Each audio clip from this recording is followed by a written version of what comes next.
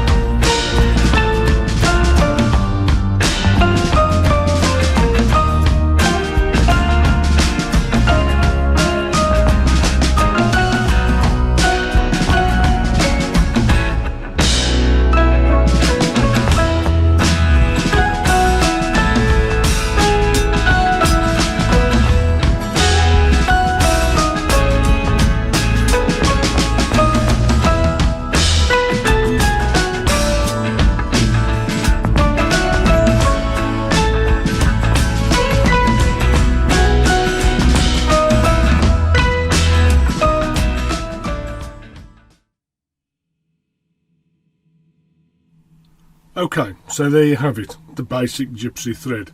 The handling's okay, but as I've said before, it's presented as a mere puzzle, and when presented as a puzzle, people naturally try to figure out how it works.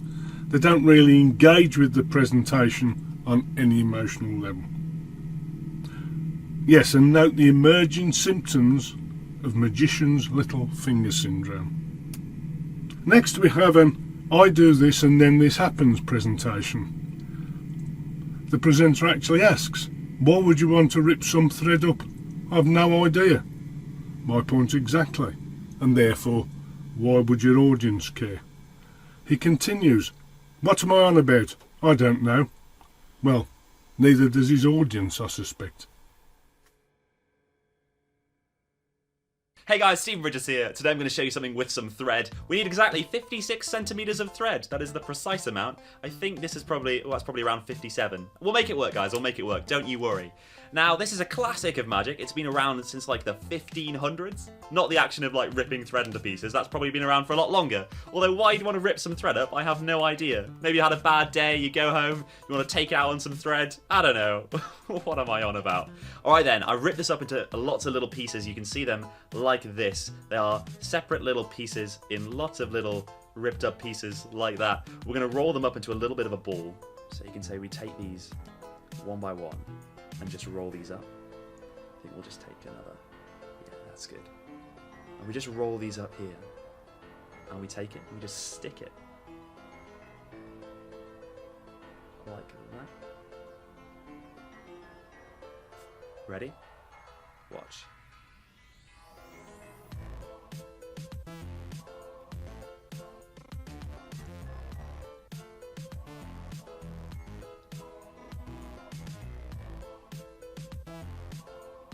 And that completely restores into one solid piece of thread. There we go then, a great demonstration of an I do this and then I do that presentation. He starts off cheerily and casually shows us a trick with no real purpose. Halfway through he begins rolling the pieces into a ball and he gets a bit serious now. Ready, watch, he says, and then for no apparent reason blows on the ball of thread. Is he supposed to have magic breath? Who knows? Who cares? Then he pulls the thread apart and feels he has to explain that the pieces are now restored into one solid piece of thread. Now he becomes cheery once more and the trick is over. No explanations, no motivation, nothing, just a trick. Again we have a shallow puzzle that the audience may think was quite cute, but sadly there's certainly no magic. He appears to be aware that there should be some magic, which is why, I assume, he feels that he needs to invoke some mystery by blowing on the thread ball. It's clear that no real thought has gone into the presentation. Note also the rather extreme case of magician's little finger syndrome, a sure sign to any audience that they are watching a conjurer performing some trickery. Next we have another I do this then I do that presentation. Listen out at the end for when he says, it almost looks like the thread visibly restores to a single length. Almost looks like. A Freudian slip indeed. Obviously he's not confident that he has pulled the illusion off. This week for Magic Friday we're going to do a real quick trick, and it just uses a piece of sewing thread. So I'll just grab off a length for the thread. Out there should do it. And so, a piece of sewing thread. I'm going to take the thread and just break off a piece, I don't know, about 2 or 3 inches long at the top. And I'll do the same again. And if I continue to do that along the length of the thread, we end up with 5 or 6 pieces of roughly equal length, like so. And let's just take some of those pieces. I'll leave one of them behind for later, and the rest of the pieces I'm just going to slowly roll up into a little ball in my hand.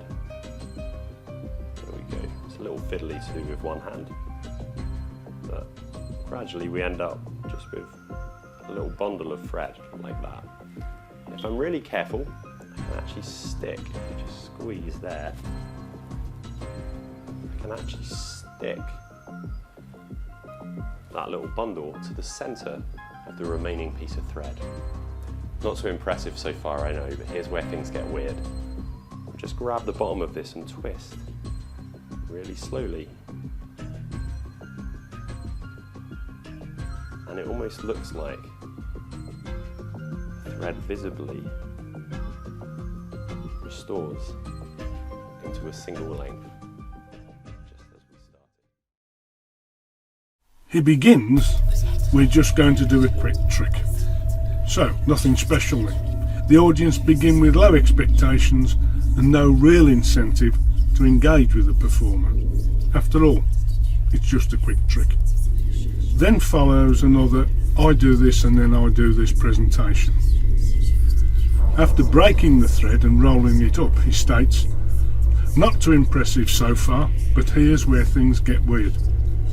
Well, he's right there, nothing impressive, but the audience know that already. He isn't really selling the effect, is he? And he caps this with, and it almost looks like the thread visibly restores.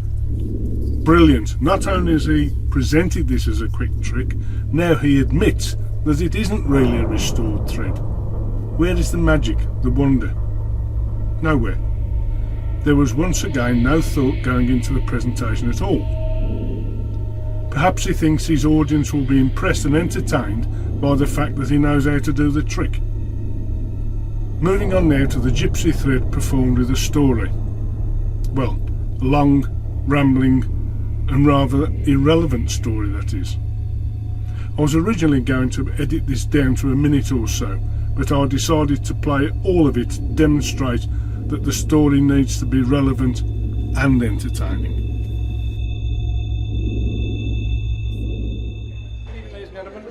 This piece of thread is it's probably over 40 years old. I brought it with me when I came from England, and I used to do this trick as a teenager. I haven't done it since, but I thought I'd try it out, see if you like it, right? And I need a piece of thread, just show my hands there. I need a piece of thread that's about as long as my, that should be, yes, I need a long piece because it's going to represent my whole life. It's been a long life. Now, there's the thread, right? Now, everyone's life is made up of lots of small events. And those events sometimes influence the direction they take, or you go the opposite direction. Okay? So for instance, when I was 9 years old, I learned my very first magic trick. And here we are, over 40 years later, still doing the magic. I'm not sure if that's a good or a bad thing, but hey, that was a big event for me. When I was 13, I wrote my very first computer program. And interestingly enough, that computer program was called IROMS, which stood for Information Retrieval on Magic Shows. So my very first program helped me promote magic. Again, I'm not sure if that's something to be proud of or embarrassed by, but it is what it is. Then, when I was 18, I went to college and I studied computer science. And I stayed there much longer than I expected. And I did pretty well. And when I got out, I got a great job. And I was very, very excited. And the job was going really, really well. But 2 years in, my boss, who I admired, he went to prison for bribery and corruption. And the company went down. This was not part of my plan, let me tell you that right now, when I joined. And so I decided that this was a great opportunity to get out of Dodge. So I moved to Texas. And I was working for IBM.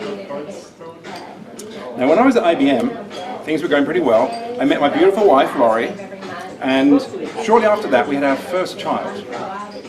It was about 3 years, just in case, any worries here. And when my son was born, I realized I was spending too much time in the office. So I wanted to start working from home. So I started a new company, and with some friends, and this was in 1995. It was an internet company, and it was quite exciting. We're running out of thread here, and a little piece of thread at the end here. This company did really, really well, and for 5 years we kept growing and getting bigger, and it was exciting. And then the dot-com crash in 2001. Now you guys are probably all too young, apart from Dan maybe, to remember the dot-com. But it really was a shock, because we thought we were on track. And then within 3 months it all went away, and I was left with this tiny little thread. You see that? You can barely see it. And I thought, what am I going to do now? You know? And so with this little thread, I decided I'd start a new company called Digital Cheetah. And it was the smallest thread I had, but it's now lasted almost 20 years. And all these different threads all began, if you remember, from this little magic trick. And although it looks like these threads are all separate and disjoint, they're really all part of one thing. And in fact, we kind of join it on the thread here. You can see. Now, they really aren't separate. They're just one part of what I like to call my life. Thank you very much. Thank you.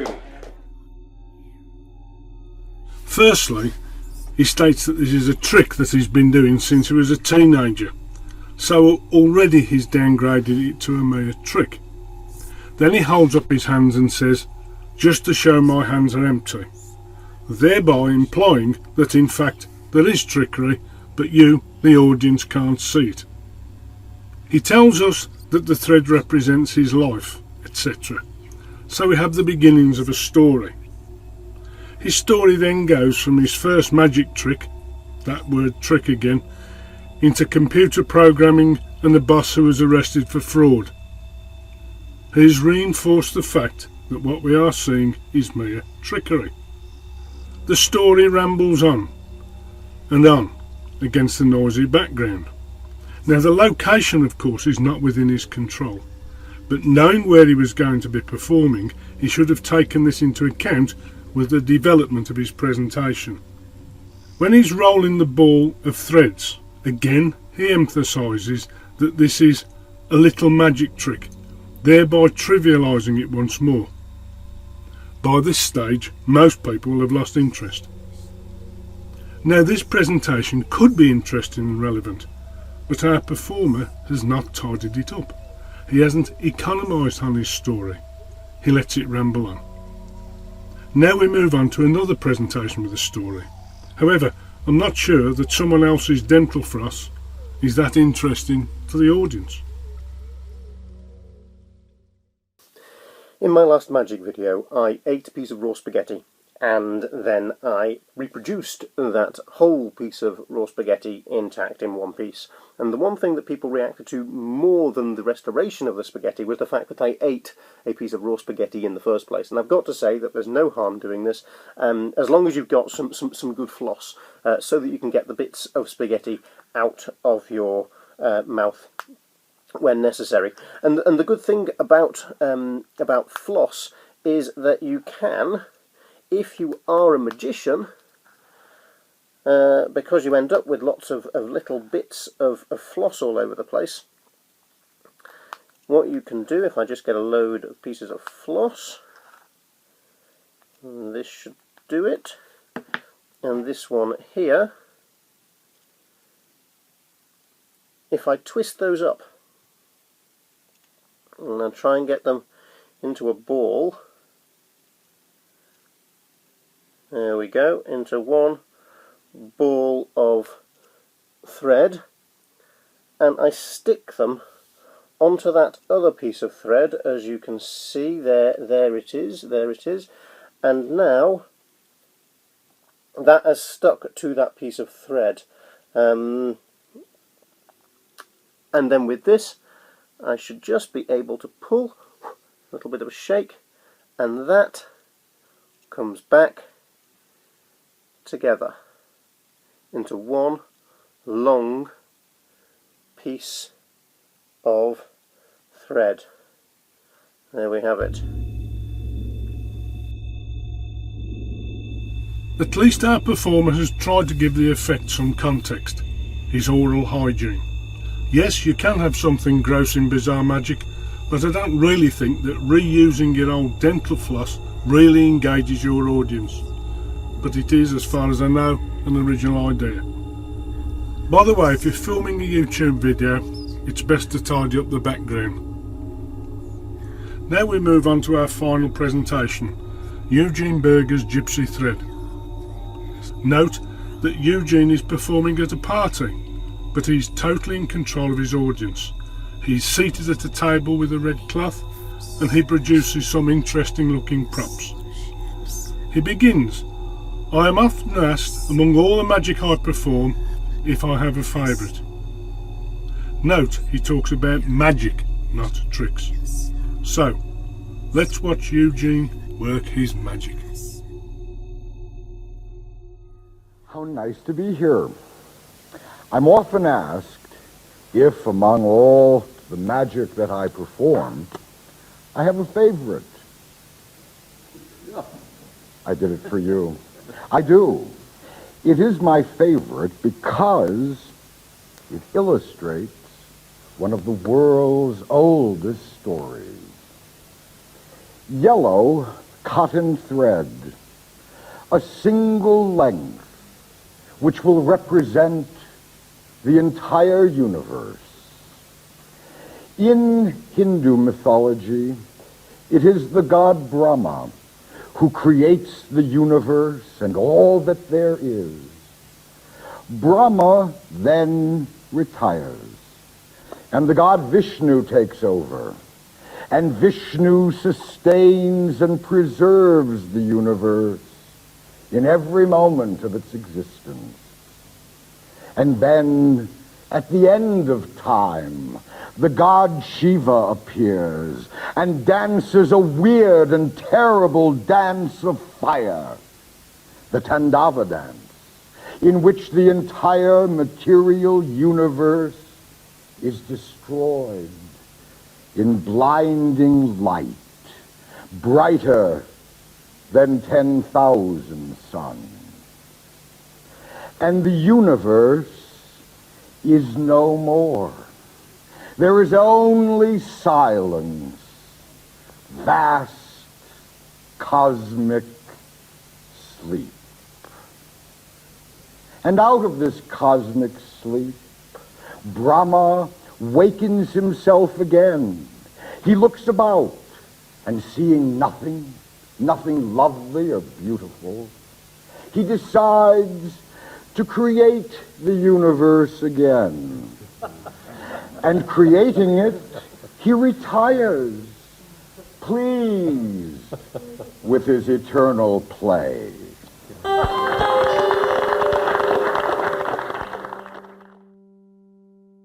Here we have a finely crafted presentation with every word and action matched.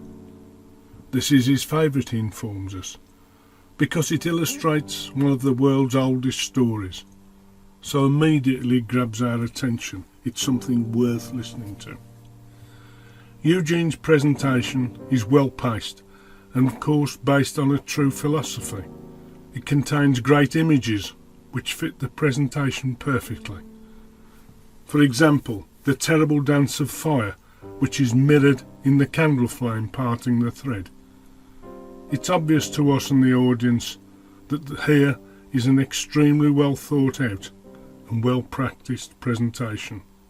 There is no talk of it being a trick. It's not trivialised. Quite the opposite, in fact.